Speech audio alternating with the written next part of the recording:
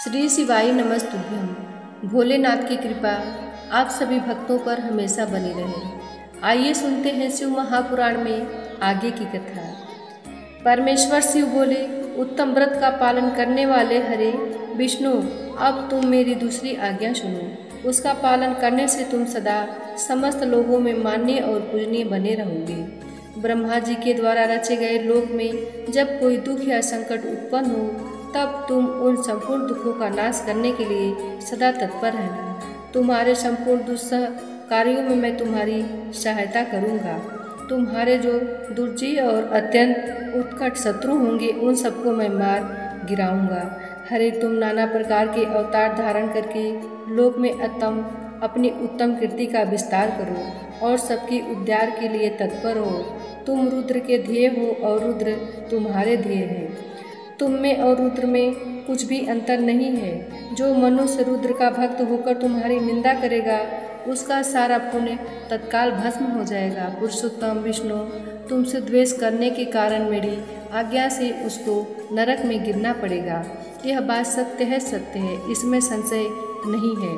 तुम इस लोक में मनुष्यों के लिए विशेषतः भोग और मोक्ष प्रदान करने वाले और भक्तों के ध्येय तथा पूज्य होकर प्राणियों का निग्रह और अनुग्रह करो। ऐसा कहकर भगवान शिव ने मेरा हाथ पकड़ लिया और श्री विष्णु को सौंप कर उनसे कहा, तुम संकट के समय सदा इनकी सहायता करते रहना। सबके अध्यक्ष होकर सभी को भोग और मोक्ष प्रदान करना तथा सर्वदा समस्त कामनाओं का साधक एवं सर्वश्रेष्ठ बने रहना। जो तुम्हारी शरण में आ गया, वह निश्चय ही मेरी शरण में आ गया। जो मुझ में और तुम में अंतर समझता है, वह अवश्य नरक में गिरता है। ब्रह्मा जी कहते हैं, देवर्षि, भगवान शिव का यह वचन सुनकर मेरे साथ भगवान विष्णु ने सबको वश में करने वाले विश्वनाथ को प्रणाम करके मंद स्वर में कहा। श्री विष्णु बोले, करुणा सिंधु जगन्नाथ शंकर, मेरी यह बात सुनिए। मैं आपकी आज्ञा के अधीन रहकर यह सब कुछ करूँगा। स्वामी, जो मेरा भक्त होकर आपकी निंदा करे, उसे आप निश्चय ही नरकवास प्रदान करें। नाथ, जो आपका भक्त है वह मुझे अत्यंत प्रिय है। जो ऐसा जानता है उसके लिए मोक्ष दुर्लभ नहीं है।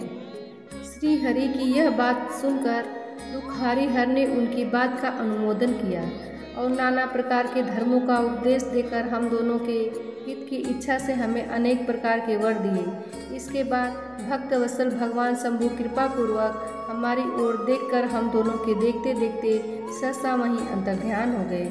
तभी से इस लोक में लिंग पूजा का विधान चालू हुआ है। लिंग में प्रतिष्ठित भगवान शिव भोग और मोक्ष देने वाले हैं। शिवलिंग की जो वेदी या अर्घा है, वह महादेवी का स्वरूप है और लिंग साक्षात महेश्वर का लय का अधिष्ठान होने के कारण भगवान शिव को लिंग कहा गया है, क्योंकि उन्हीं में निखिल जगत का लय होता है। महामुने, जो शिवलिंग के समीप कोई कार्य करता है, उसके पुण्य फल का वर्णन करने की शक्ति मुझ में नहीं है। ऋषि बोले, व्यास शिष महाभाग सूत जी, आपको नमस्कार है। आज आपने भगवान शिव की बड़ी अद्भुत एवं परम पावन कथा सुनाई है।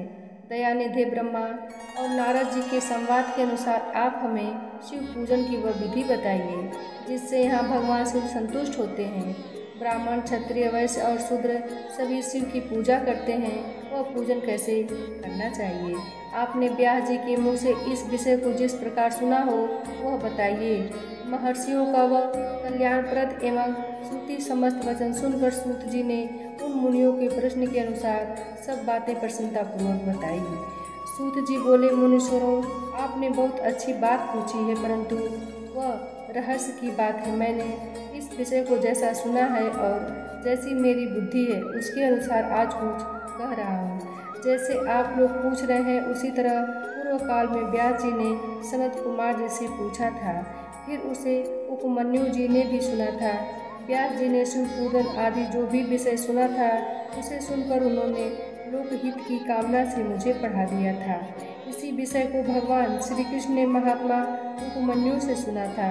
पूर्व काल में ब्रह्मा जी ने नारद जी से इस विषय में जो कुछ कहा था, वही इस समय मैं कहता हूँ।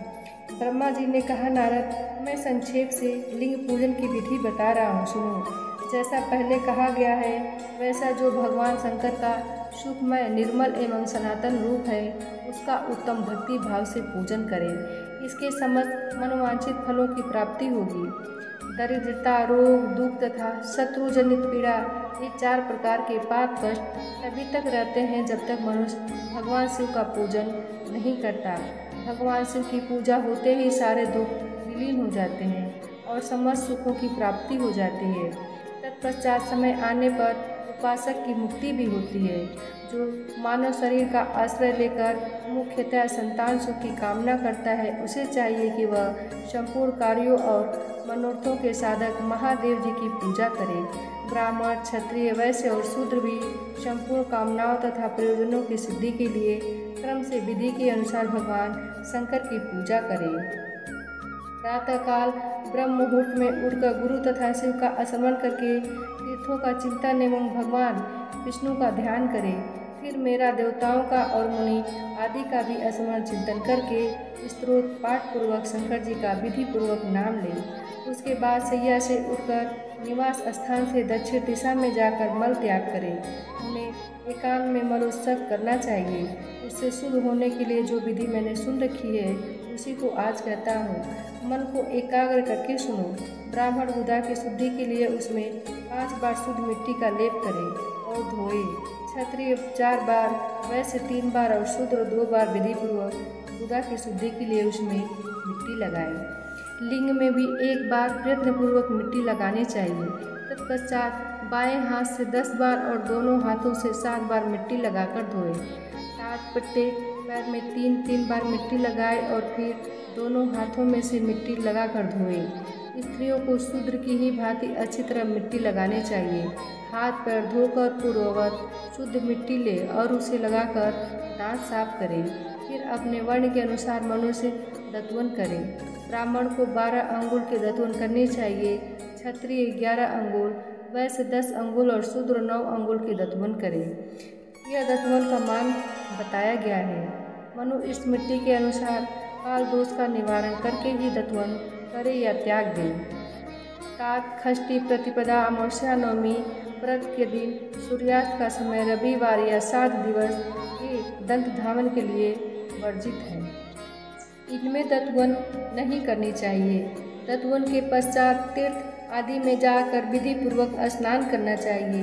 विशेष देश काल आने पर मंत्रोच्चारण पूर्वक स्नान करना उचित है। स्नान के पश्चात पहले आचमन करके वह धुला हुआ वस्त्र धारण करें। फिर सुंदर एकांत स्थल में बैठकर संध्या विधि का अनुष्ठान करें। यथा योग्य संध्या विधि का पालन करके पूजा का कार्य आरंभ करें।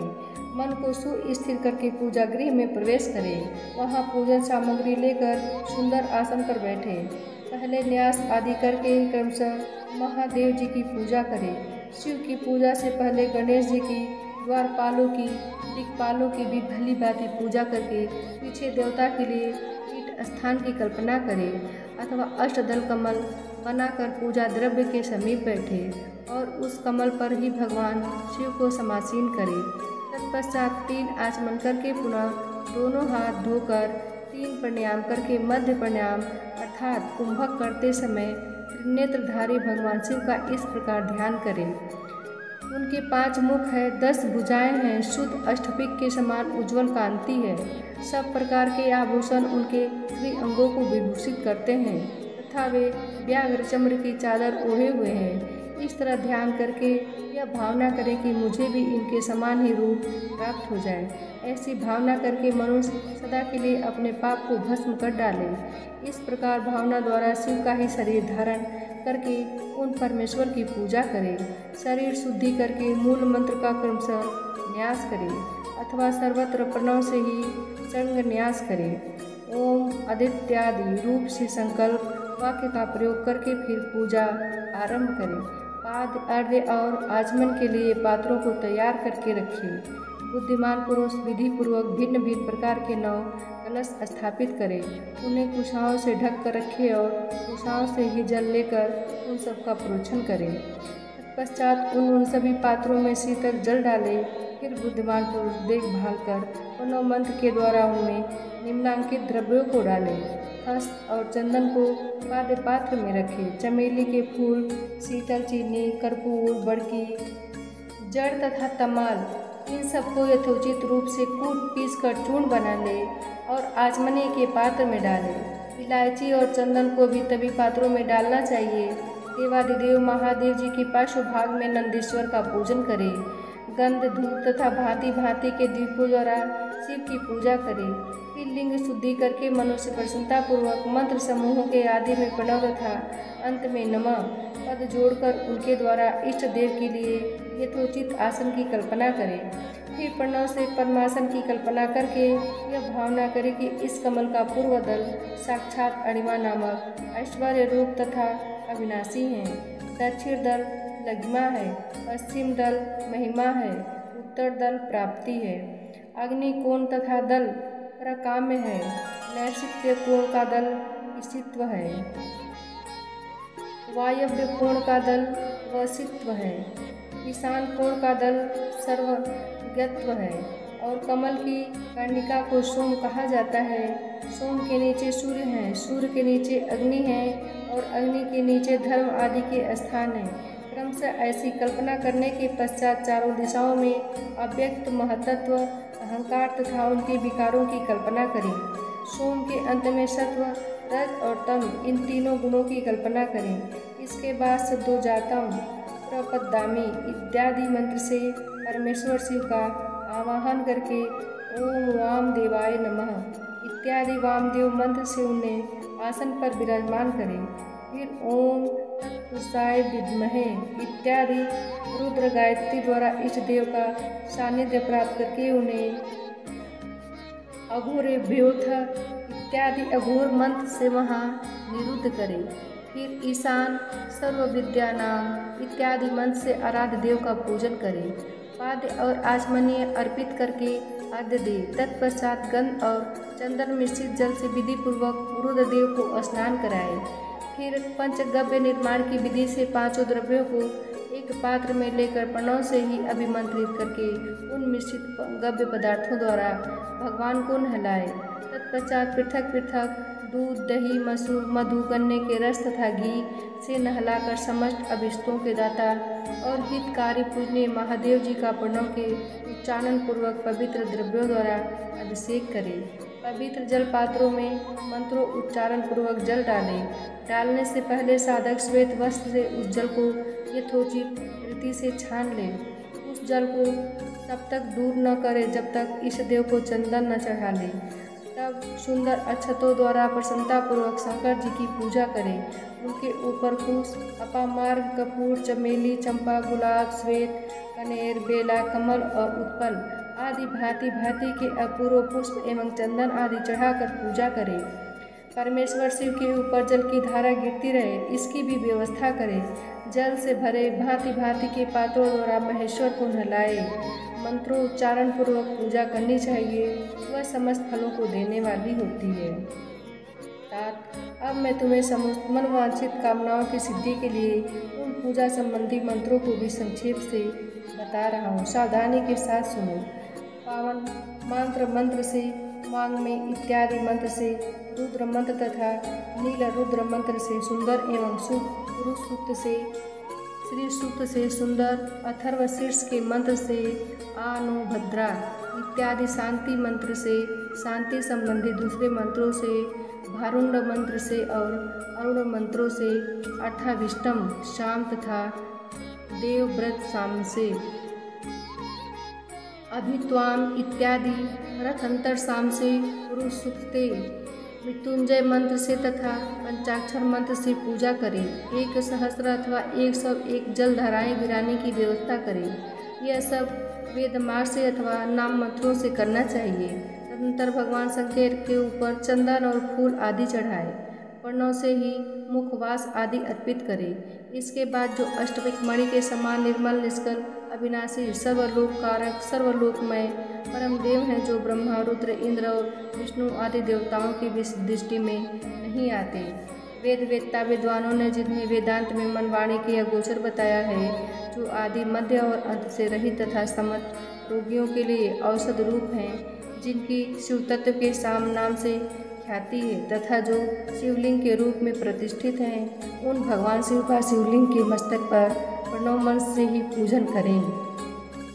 धूप दीप नैवेद्य सुंदर तांबूल एवं सुरम्य आरती द्वारा यथोक्त विधि से पूजा करके स्तोत्रों तथा अन्य नाना प्रकार के मंत्रों द्वारा उन्हें नमस्कार करें। फिर अर्घ्य देकर भगवान के चरणों में फूल बिखेरें और साष्टांग प्रणाम करके देवेश्वर शिव की आराधना करें। फिर हाथ में फूल लेकर खड़ा हो जाएं और दोनों हाथ जोड़कर निम्नांकित मन से सर्वेश्वर शंकर की पुनः प्रार्थना करें। कल्याणकानी शिव, मैंने अनजान में अथवा जानबूझकर जो जब पूजा आदि सत्कर्म किए हों वे आपकी कृपा से सफल हों। इस प्रकार पढ़कर भगवान शिव के ऊपर प्रसन्नतापूर्वक फूल चढ़ाएं। स्व अस्तिवाचन करके नाना प्रकार की आशी प्रार्थना करें। फिर शिव के ऊपर मार्जन करना चाहिए। मार्जन के बाद नमस्कार करके अपराध के लिए क्षमा प्रार्थना करते हुए पुनरागमन के लिए विसर्जन करना चाहिए। इसके बाद अद्या से आरंभ होने वाले मंत्र का उच्चारण करके नमस्कार करें। फिर भाव से विभोर और इस प्रकार प्रार्थना करें। प्रत्येक जन्म में मेरी शिव में भक्ति हो, शिव में भक्ति हो, शिव में भक्ति हो। शिव के सिवा दूसरा कोई मुझे शरण देने वाला नहीं। महादेव आप ही मेरे लिए शरण दाता हैं। इस प्रकार प्रार्थना करके संपूर्ण सिद्धियों के दाता देवेश्वर शिव का पराभक्ति के द्वारा पूजन करें। विशेषतः गले की आवाज़ से भगवान को संतुष्ट करें। फिर सब परिवार नमस्कार करके अनुपम प्रसन्नता का अनुभव करें। समस्त लौकिक कार्य सुख पूर्वक करता रहे। जो इस प्रकार शिव भक्ति परायण हो, प्रतिदिन पूजन करता है, उसे अवश्य ही पग पग पर सब प्रकार की सिद्धि प्राप्त होती है। वह उत्तम वक्ता होता है तथा उसे मनोवांछित फल की निश्चय ही प्राप्ति होती है। रोग दुख दूसरों के निमित्त से होने वाला उद्वेग, कुटिलता तथा विष आदि के रूप में जो कष्ट उपस्थित होता है उसे कल्याणकारी परम शिव अवश्य नष्ट कर देते हैं। उस उपासक का कल्याण होता है। भगवान शंकर की पूजा से उसमें अवश्य सद्गुणों की वृद्धि होती है। ठीक उसी तरह जैसे शुक्ल पक्ष में चंद्रमा बढ़ते हैं मुनि श्रेष्ठ नारद, इस प्रकार मैंने शिव की पूजा का विधान बताया। अब तुम क्या सुनना चाहते हो? कौन सा प्रश्न पूछने वाले हो?